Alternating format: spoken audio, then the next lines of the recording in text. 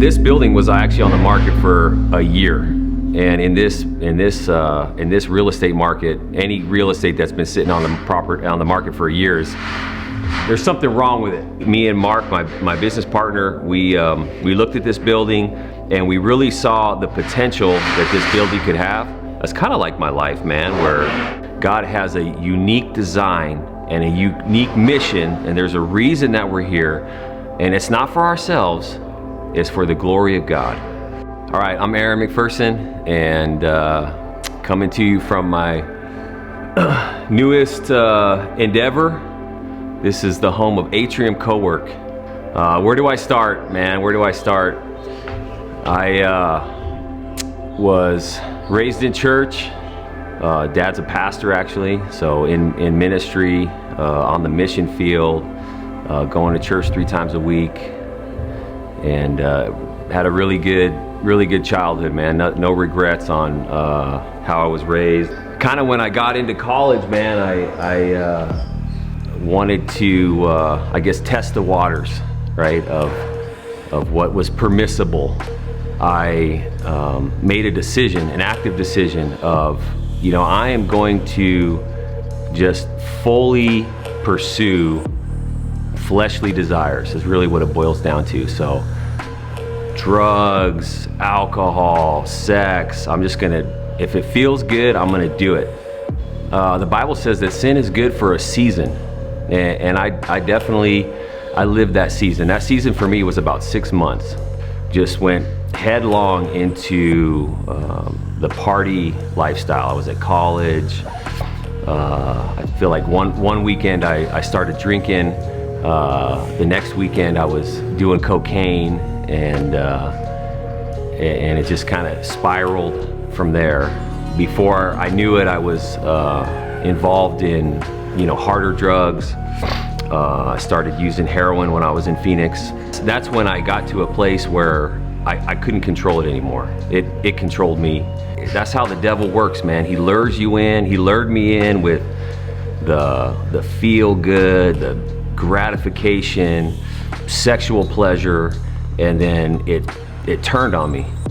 I just gotten arrested, and I was sitting in the back of a squad car, and I had my hands behind my back, and I was looking out, and I was seeing they had pulled me over for whatever, and I clearly heard the voice of God speak to me that you've been playing with fire for a long time and you have yet to get burned. You're playing with fire. And I clearly heard that. I was sitting in the back of the car. I had a large amount of drugs in my truck at the time. They didn't find the drugs. So they found, I had a bunch of needles in the car. They found those needles, and of course, you know, if anybody ever finds needles, it's, oh, my friend's a diabetic. They found I had a bunch of cash on me, a couple $1,000s, and, you know, oh, I just got paid. It's a Thursday, I just got paid. It was a pure miracle of God, and I believe God averted their eyes to see that, and He was legitimately giving me a second chance of what are you gonna do with your life, Aaron? Like, this is your one opportunity. This is your get out of jail free card. I had totally went off the rails spiritually, but yet God in His infinite grace and mercy was still willing to reach down, and speak to me, and give me another opportunity. I'll remember that. That's a big part of my testimony, is that while in my sin, deep, and it was at that moment in that car that I felt like He gave me a second chance. I had to quick sell all those drugs real quick so I could have some spending money. But then I moved up to Montana. I did my last drugs somewhere on I-15 on the way up here, threw everything out. I'm coming up on 16 years of sobriety, and I got sober in May.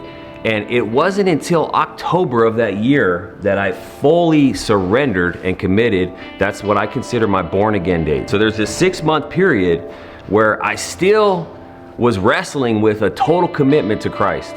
I didn't want the consequences of sin. I didn't want to be addicted to drugs. It's like, oh, thanks God for freeing me from this drug addiction, but I think I'm gonna take back control over my life now. That was kind of my mentality for a 6-month period. And a counselor, I was in a rehab program, he said, why don't you give and commit to Christ 100%. Just do it for 30 days. Give him total control and see what'll happen. And I just surrendered that day in October to God completely. He became Lord of my life that day. His desire is that none should perish and that all should come to the knowledge of Christ, okay? So he's constantly going after us, seeking us. The question is Jesus Lord of your life? And that requires him being Lord over every single area of your life. And not just for the benefits, but because he's worthy.